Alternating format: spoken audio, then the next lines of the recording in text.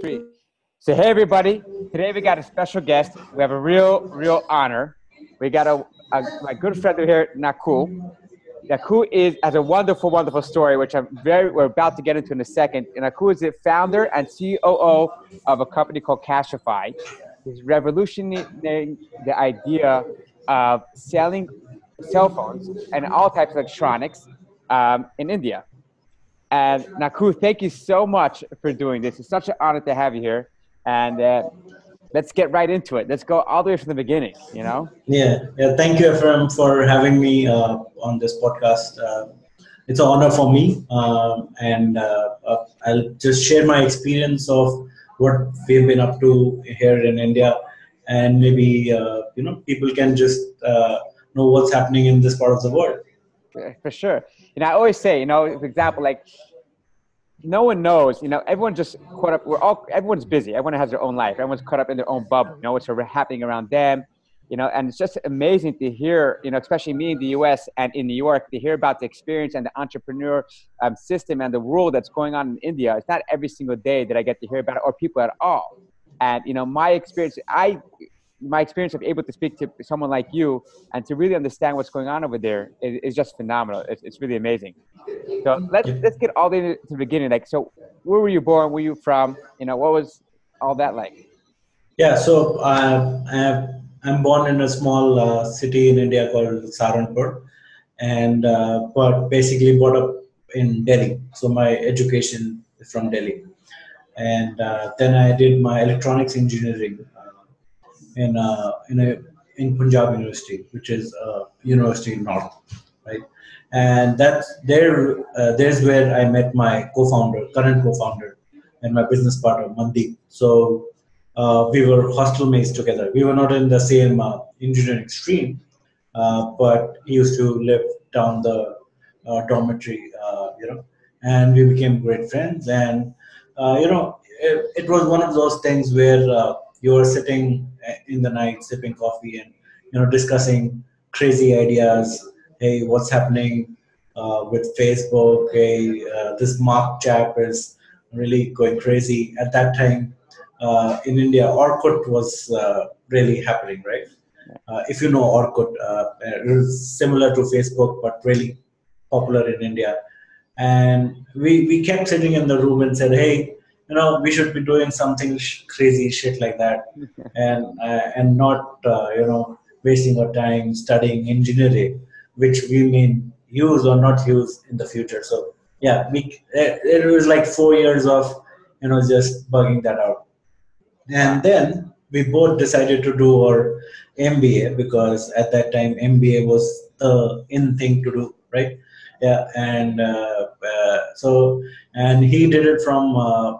So we both got into good B schools in India, and I went to France, to European School of Business, which really changed my perspective to what's happening around the world, right? For example, my classmates somebody was a air hostess, yeah, and she's been an air hostess for 2 years, and she said, hey, my career after maybe 10 years of being an air hostess would not have any significance, and hence I want to do an MBA to maybe have more management skills and get into the airline industry. There was a classmate of mine who was running a stud farm, the horse stud farm, right? And he wanted to learn management to maybe grow the horse stud farm business. And here was I, who was doing an MBA just because I didn't know anything better to do. So yeah, it really opened my horizon to the world, saying that, hey, people are doing crazy shit and I'm doing the same stuff, right? My goals at that time were to get into maybe a PNG or a Unilever, right? Get into sales, get into marketing, and that was the dream. And when I went to France and looked at people doing crazy stuff, I said, hey man, look, I need to really get my head around this, that there's a bigger, wider world, except the rat race, right? And we could do so much more, right? And so I came back to India, and Mandeep was also with me when I came back. And so it was 2008, and that was the worst time to get out of a B school because of the financial crisis happening all across the world. So yeah, at that time, the best thing which happened to us was nobody was willing us to give a job, right? So that option really went out of the window, right? And that really motivated us to think, hey, how can I? So while we are dependent on our destiny, right? That hey, oh, bad shit is happening around the world, and it's happening to me. So either I could sulk about it, or I could do something about it. And we said, hey, I don't want my destiny to be dependent on organizations or the financials of the world or the country. How can I take control of my own destiny? And we said, hey, maybe this is the right time to start our own stuff, right? So that I'm not dependent on my livelihood for somebody else. And that's how the whole concept of we getting out and doing our own stuff came into being. And when we started out, it was like two guys sitting in the cafeteria and just uh, going after ideas, saying that, hey, can I get into event management? Hey, can I, oh, can I do an Uber? Can I do something like, Folksboom? So a lot of ideas, right? And every time, so we would get an idea, we would get excited about it. And then when you get into it for a week, then you realize, oh, it's not going to be that easy.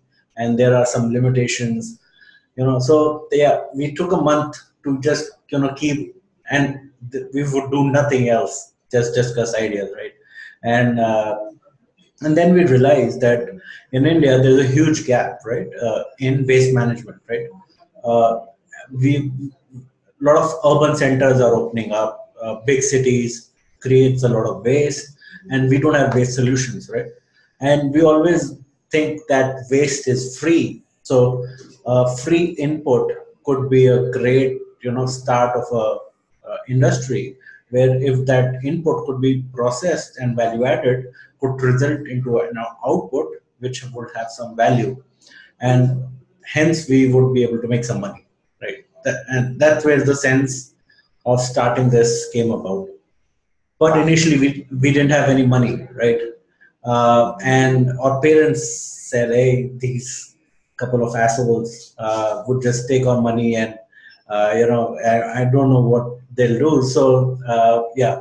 And you have to understand, we both came from family of privilege, right? That is very important for other entrepreneurs to understand that entrepreneurship is a very difficult journey, and it became easier for us that our parents were not dependent on us for their livelihood, right?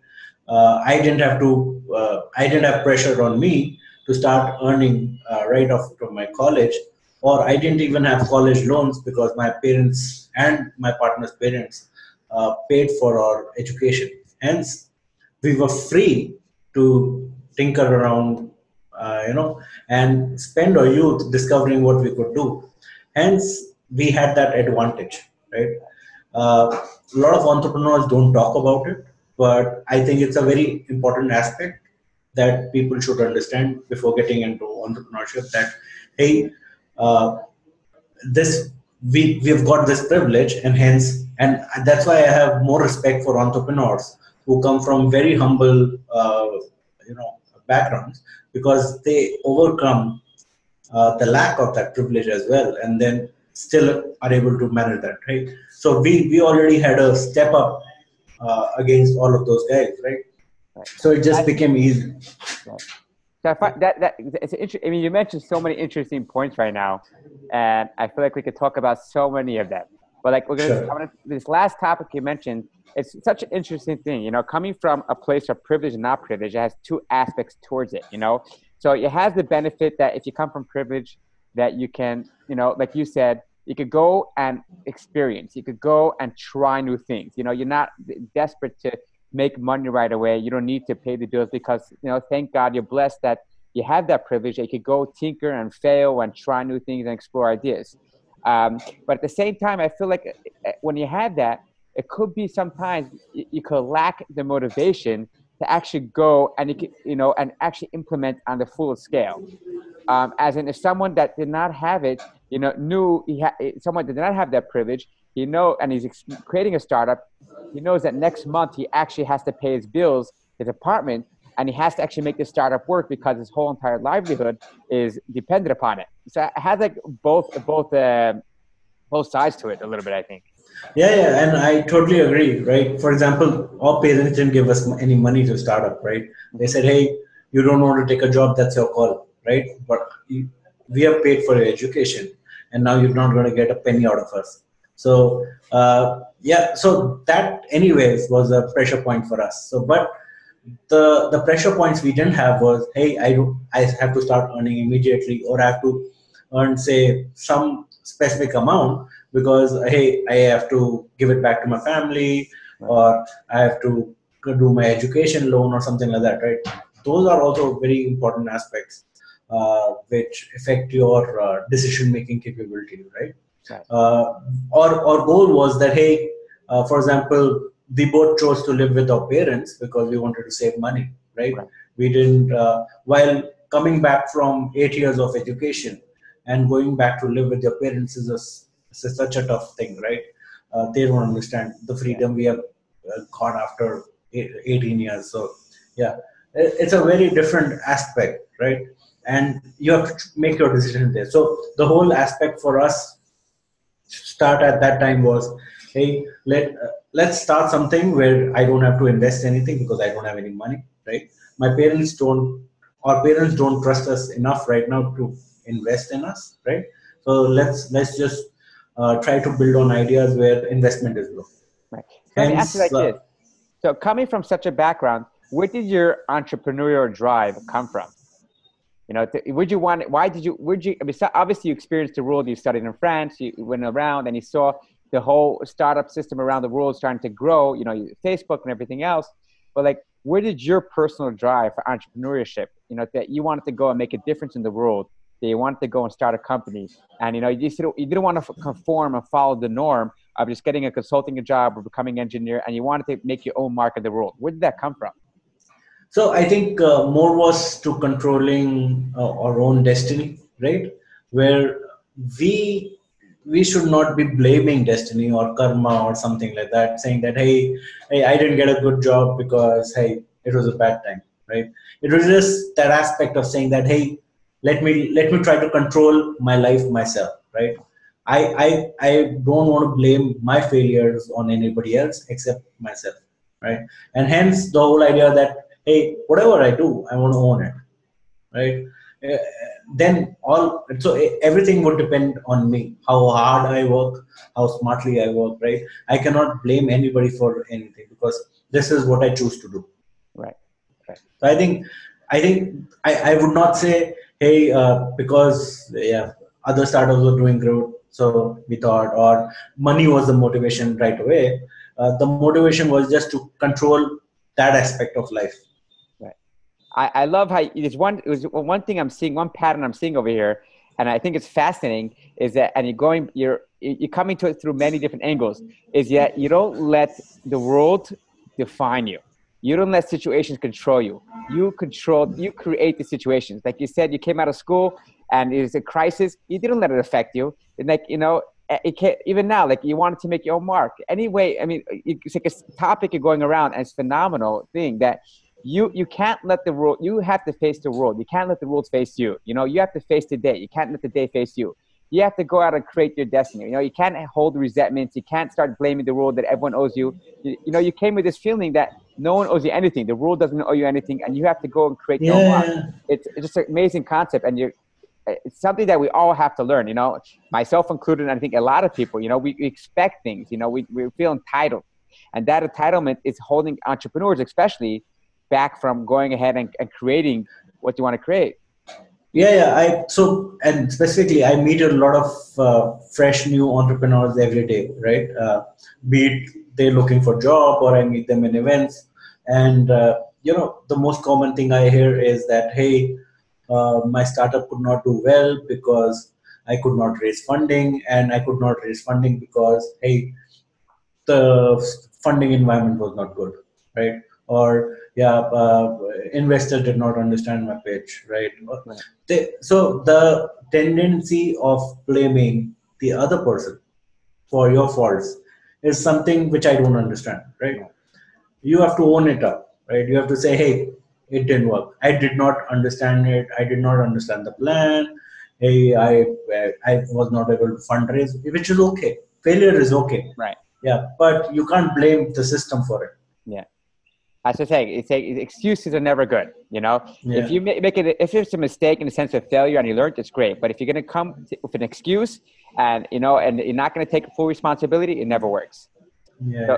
so let's get back on this thing. So obviously you started Reglobe, you wanted to do waste management, you found the opportunity over there. And then in between Reglobe and until like it turned to Cashify, you started something called Box, correct? No, so I'll tell you something more interesting, which is Sure. not on my profile, so you wouldn't know. So in 2009, we started Reglobe as a waste management company Right. with the intent of starting a recycling plant, right? But we didn't have the capital. So Okay. when we started researching, we realized that hey, e-waste as a topic in India is very new, right? Okay. And there are not people who are knowledgeable about it, and it is an industry which is growing. And hey, maybe we can contribute in this industry because we are smart young guys, and maybe we can read up on it and dazzle the people, right? So what we started was a specialty consulting on e-waste management. Which was called Reglobe, right? Which Right. was basically reuse the globe, kind of recycling the globe, which was basically waste management. Yeah, Okay. and we had these weird ideas of how e-waste could be utilized in India, and so we created a pitch deck, right? And we went to all the OEMs in the country. Uh, which was at that time HPs, the Dells, the Nokias. Nokia was like the biggest player at that time, 70% market share. Yeah. And we went to them and we said, hey guys, you're doing nothing about e-waste, right? While India is a developing country, it's our social responsibility to, because you are the guys who create the most e-waste. And we got to do something about it, and here's the plan where we should think you should do this, and if you hire us we can help you implement this, and it's going to be cost effective. And we met about a dozen companies, right? And it went on for a 2 month pitch, and with no result, obviously.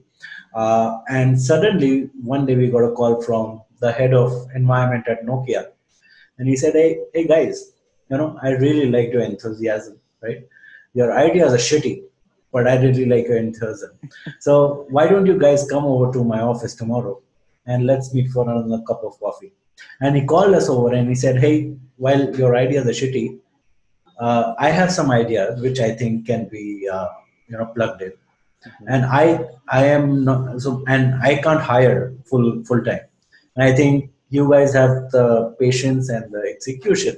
So let me hire you as consultants uh, for Nokia in e-waste management, and I'm planning to build a e-waste management philosophy in Nokia because they're the market leaders and they're the forward thinkers.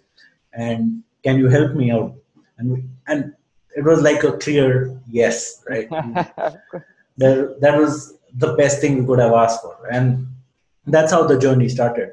Uh, so we started doing e-waste consulting, which was basically we were outsourced employees to Nokia, and we did that for a year. We got another two contracts with HP and Canon, uh, because we got a contract with Nokia. So they said, "Oh, maybe these guys know something," and so I would say this was the luckiest year we had ever, right? Because at that time we didn't know shit, and yeah, these guys still gave us projects, contracts because nobody knew shit. So it was like, yeah, the in a blind world, uh, you know, somebody's the king. So Uh, I mean, so you made yourself the expert. Everyone thought you knew everything. You know, that's it. yeah, yeah, yeah. And we went about doing that for 2 years till end of 2010.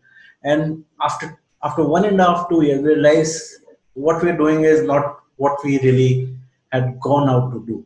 So if Right. you understand, right, we were in for being an entrepreneur, and now we had become outsourced employees to Right. these organizations. And consulting as a business does not scale, Correct. right? uh, we are not the McKinseys of the world where you have thousand of you have the brand name which goes along with the consulting. We're very small domain, consulting doesn't scale. So in 2010 we decided, hey, we've learned a lot, we've worked on it hard on it, we have saved some money out of our consulting fees, and I think our parents now, because we survived the 2 years, our parents believe that hey, these guys were not bullshitting, they're serious about this, and we can pull in some money from the market. And at that time we didn't understand VCs and angel investors, we understood banks and parents. So we set up a recycling plant uh, near Delhi to recycle waste rubber and tire into natural oil. Hmm. And we did this at the end of 2010. We raised some bank loan, and for that bank loan, we have to give our parents' houses as collateral. Wow. Uh, but our parents at that time were, firm believers on both of us. So it took us 2 years to get them there, saying that, hey, we can do anything and this is the right way. And that's how our really first investment went into this recycling plant, which we set up. Wow, lucky And 2 years. Some people are still working on that. It took you 2 years, short time span. That's great to get your parents backing. yeah, Wow. so our first investors were our parents, Hmm. and luckily a bank. So, and this is the most hilarious story. So, we kept going to banks for term loans, right? And we had created a project plan. Nobody would give us a loan because nobody had heard about this technology. Nobody knew about the oil which came out of this technology was commercially successful or not. And there was no general technology in the world which had proven that this could work at scale. Right. And so it was very difficult for us, right? So we got rejected from 12 banks from the loan manager who said, yeah, I'm not giving you money. And the 13th bank we went, right? The interesting case, the loan manager had a daughter who was into environmental sciences. And, and she picked up the project file from her dad's desk someday. And she read the whole project file, and she convinced her dad to put the loan money into this project because she thought that this made sense and it's good for the environment and the world. And that's how we got a first term loan. It Wow. was crazy. Yeah, whenever I think about that time, I still get goosebumps, right? It's Talk about just pure divine luck. providence. Yeah, that's pure divine providence, pure luck over there. Pure like, Yeah. wow. So you were the first pioneer concepts in India regarding e-waste management in general and environmental, protection or taking care more. Yeah, so for us, the philosophy was you have to always put, anything related to environment and waste into a more commercial stream, Right. because India is not really a conscious society where Okay. people think about, hey, let me be more green or let me be more environmentally conscious. But if it's a commercial activity, right? If it's related to economics, that activity would be sustainable, Hmm. and people would do it with the free will. Right. If you run it like a charity or an NGO, right, these things never sustain. It is Hmm. on the mercy of somebody who's funding it as a CSR activity or something like that. So hence, eh, whenever we work out a model, it is always self-sustainable. So that's how. So two and from 2010 to 12, we ran this recycling plant,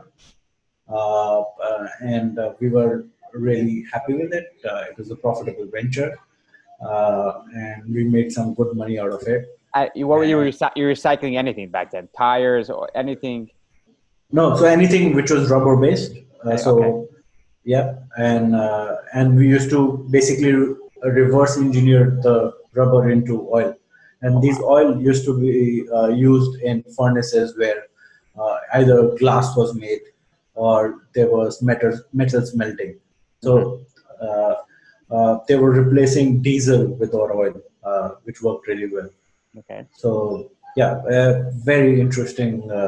I think it's still a great business to be in, but it's a commodity business now. When we started, we were the pioneers, so yeah, not a lot of people knew about it. I see. It's this opportunity. Let's discuss it. Let's figure it out. Maybe we'll discuss it later to get back into it. Yeah, yeah. So you did it for a So few years. Yeah, go ahead. we did it for 2 years and we hit a scale problem, right? We were doing about 250 tons of scrap rubber every month. Wow. And to double our capacity, we, we would have to again reinvest the capital we had invested 2 years ago to make it, say, 500 tons, right? And every time you need to scale up, you have to put that much more investment in capital, which we didn't think was the right way to go. It was never going to be a hockey curve, hockey stick growth or curve, right? And we were seeing things exploding on the internet, right? It would grow exponentially. So we realized that, hey, we've learned a lot. I think anybody who's been in manufacturing or a factory setup, I think is the biggest learning you can have of entrepreneurship, right? From worker management to input, output, selling, raw material management, everything goes in. So we learned a lot.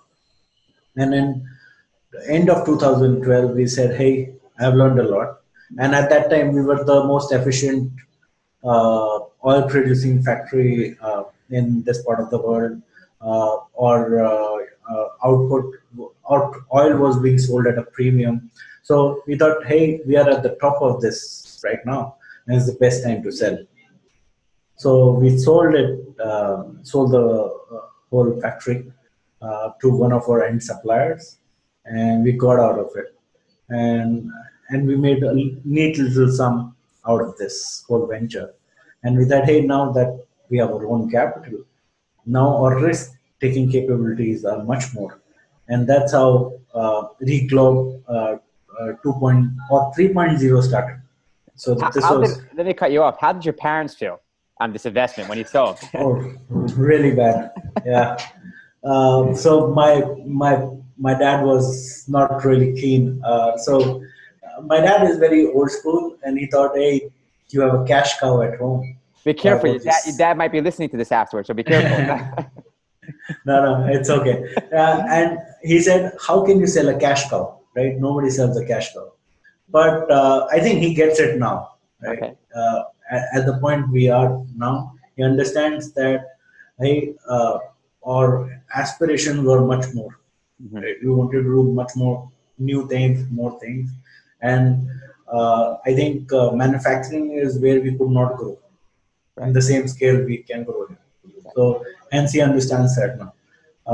Yeah, but it was a difficult pitch for them. But in the end, they understood that, hey, again, they can't control our destiny. We are masters of our own destiny, so we will do whatever we want. Right. They were just happy that their house never got taken away or something from a bad Yeah, investment. yeah, yeah, yeah. So yeah, that was the good part. So you sold the company, and then you had a little bit more money, and Yeah. now you had the risk factor. You're able to take more risks. So what happened then? So we said, hey, we did a lot of e-waste management for Nokia and HP, and we knew that part of reverse logistics, where we knew how to pick up stuff from consumers or retailers. And when we were working for Nokia, we had all made a lot of proposals to Nokia saying that how can you make this activity sustainable, not a CSR activity, and for them it didn't matter at that time.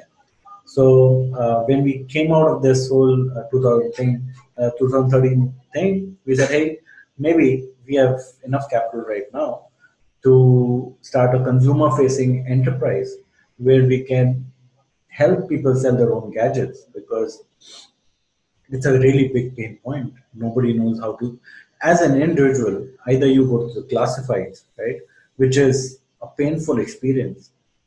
You have 10 guys talking to you, and what kind of language they use, the experience you get is not controlled, and you have no bargaining power.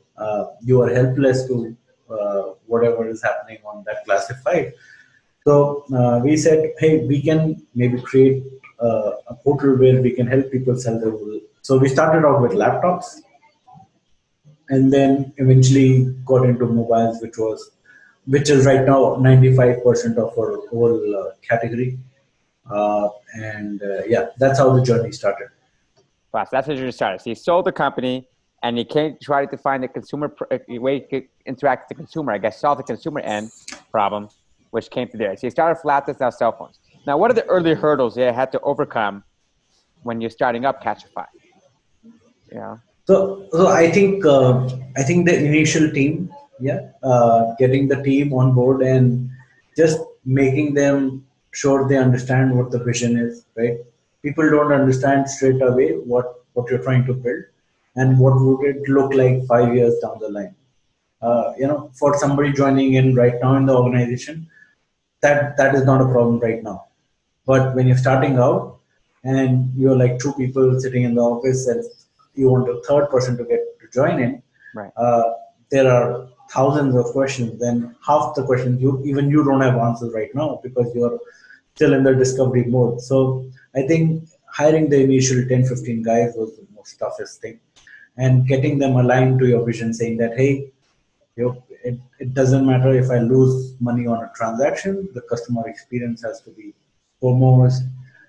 We are for customer enterprise, and people don't understand that. People say, hey, you are a business, you should make money, you shouldn't care what the customer thinks.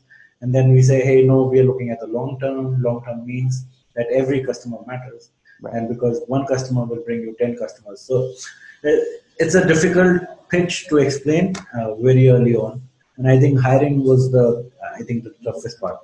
Right. So I think before we get into that part, the hiring, I think one thing is always like wondering is that it's amazing how you stuck with your co-founder. You guys met in college down the door. You started talking ideas in coffee shop. Started one business to consulting, then moved on to the waste management, then did another company, then over here. What tips do you have for that to stick with one co-founder? To literally, I'm sure you guys had a lot of fights and discussions and arguments along the way, but you're still together. What's the Yeah, secret? the good thing is we don't have secrets, huh? Right? And I think so. There are two parts of it. One is we are very two different house of thoughts, right?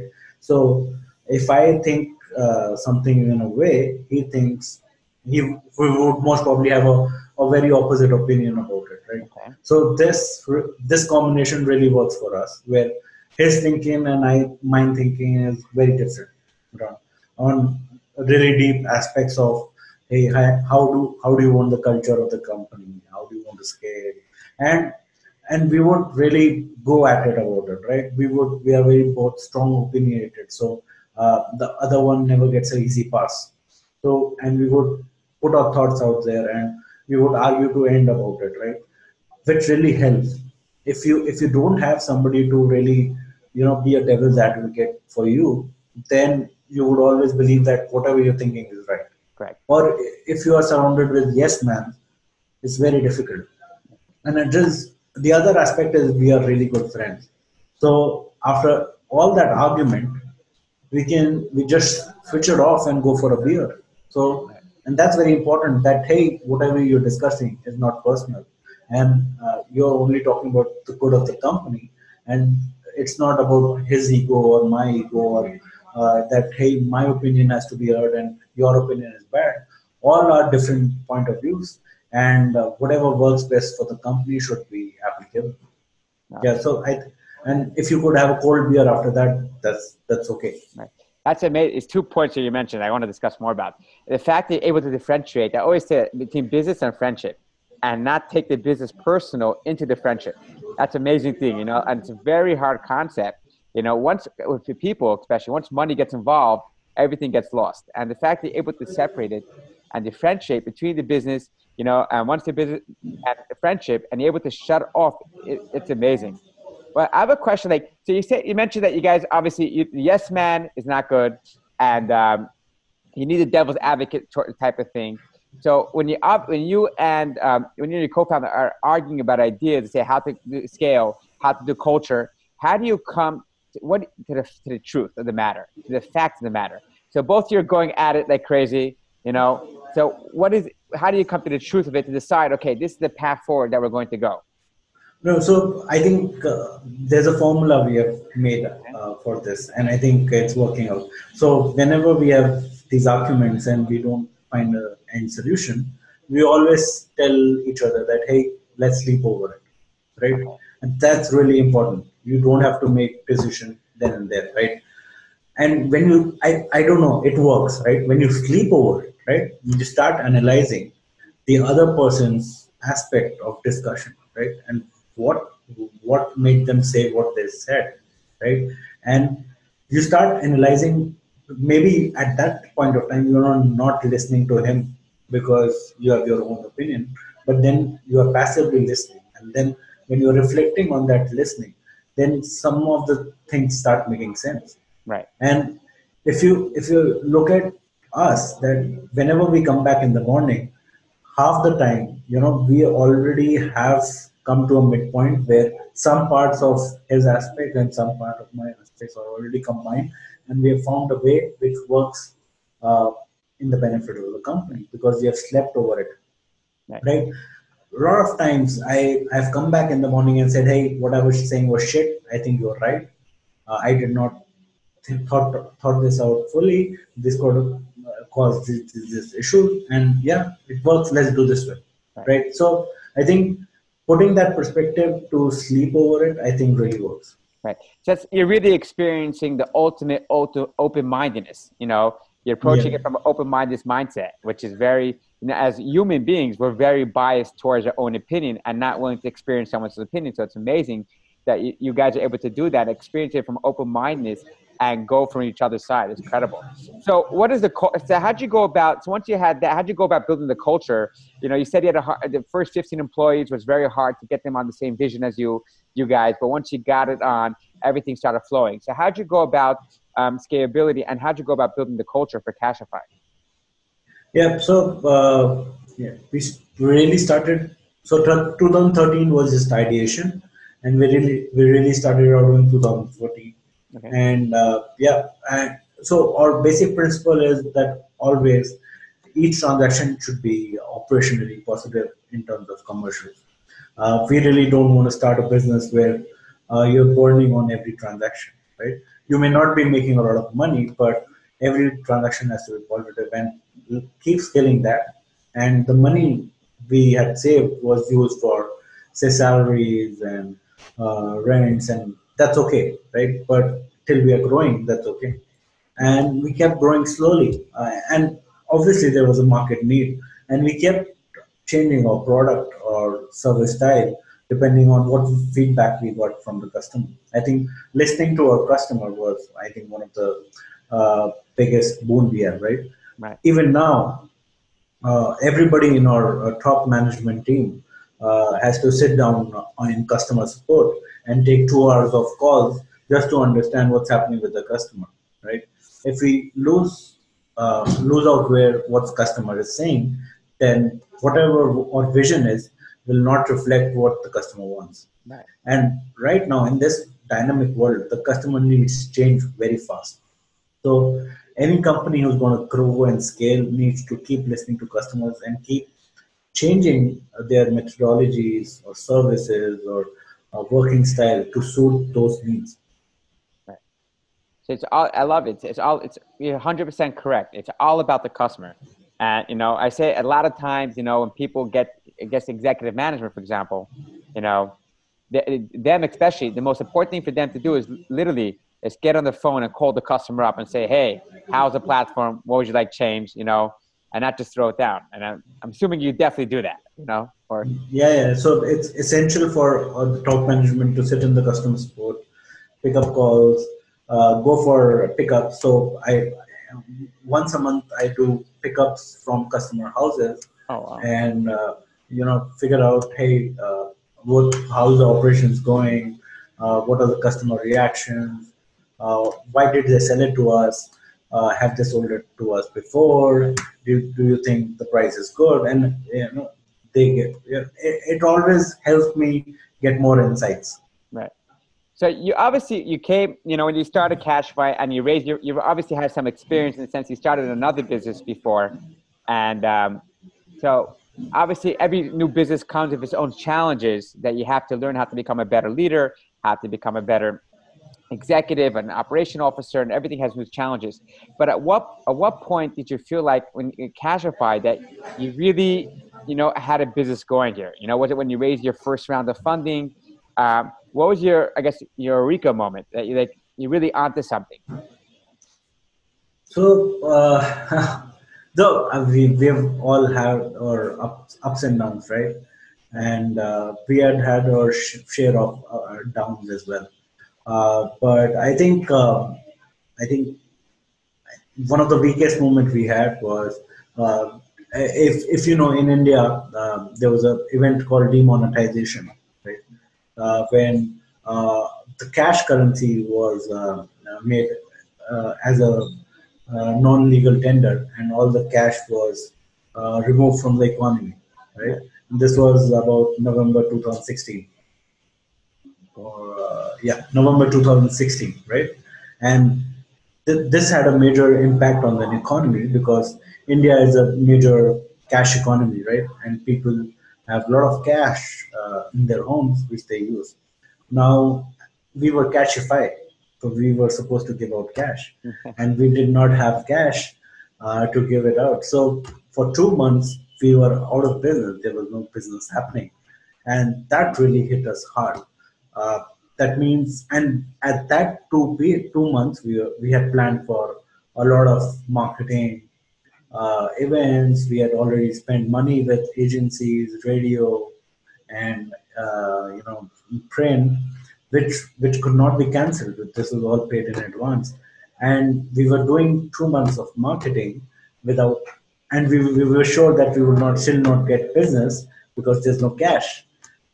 We could not give our services out because we can't give cash, and that was 2 really bad months, and which really affected the bottom line of the company as well. Right. We had to let go of quite a few people at one point of time, and I think that was the hardest point for me in my whole career, where you let go of really good people, not because of their fault, and just because of the total environment where the company is.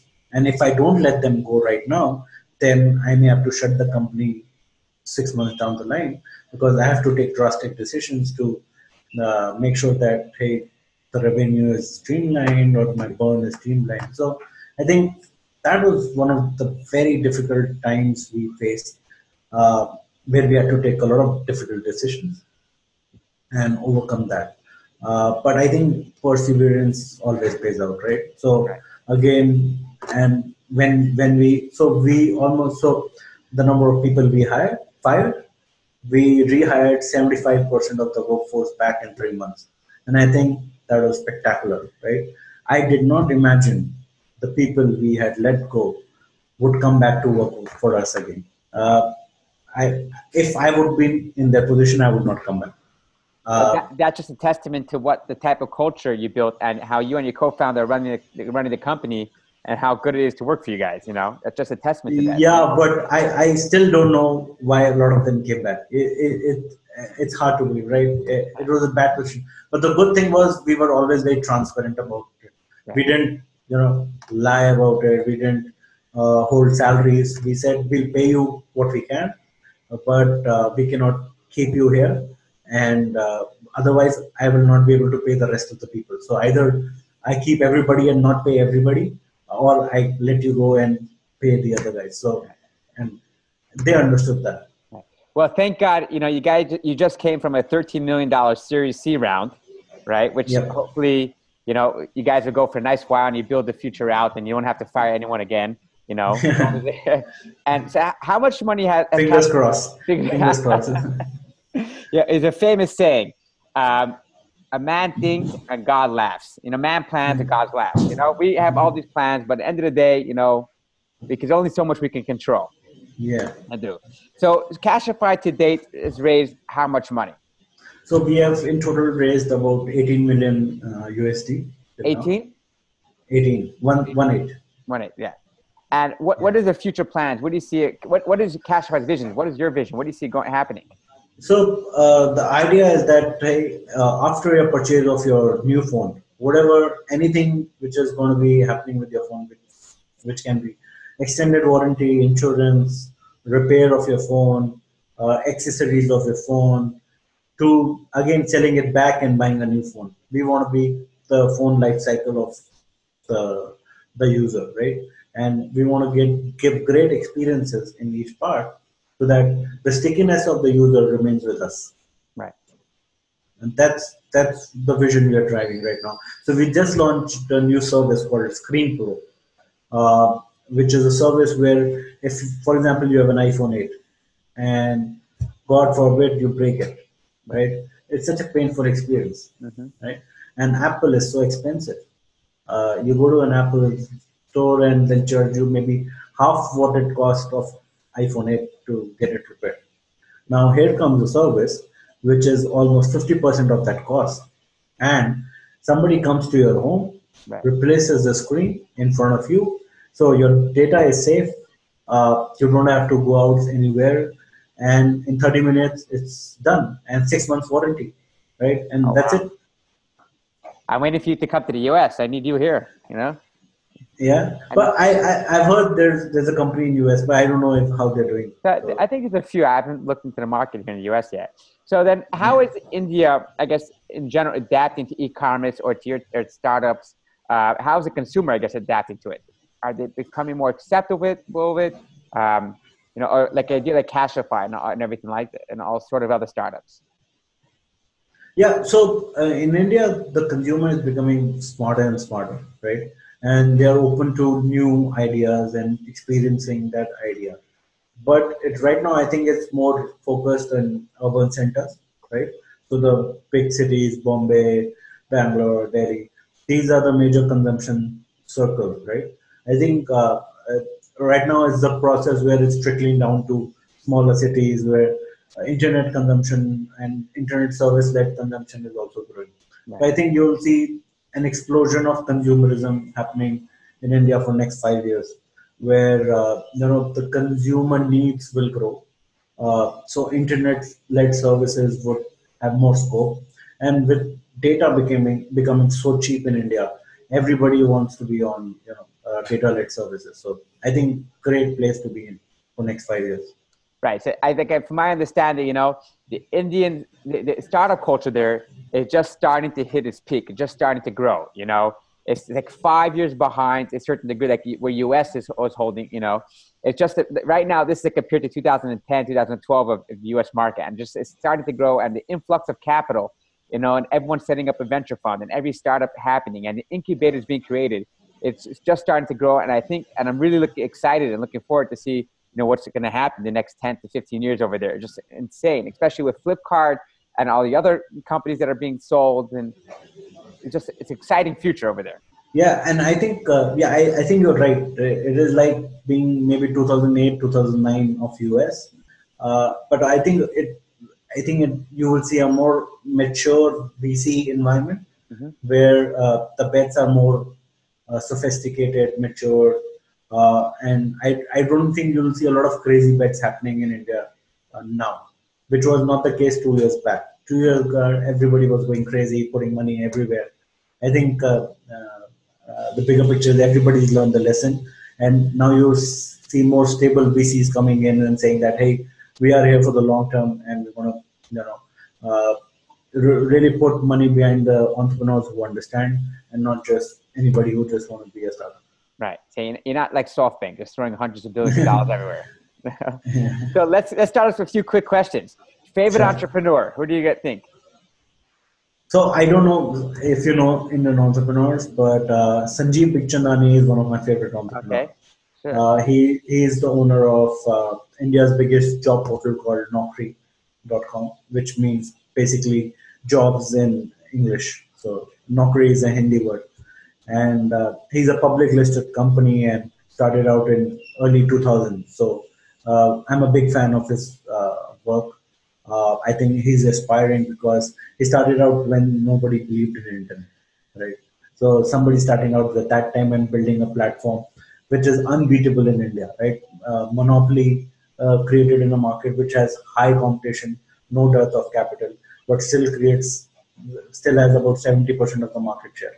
Oh wow. So it's amazing. Yeah. What's your favorite entrepreneurial book, business book? So if you've read World is Flat by, I forgot the author's name. What was the book called? Yeah, World is Flat. No, have not read it yet. But I I'll think I've just, heard it. Is that Seth Godin? sorry? Seth Godin, maybe? No. No, no, no.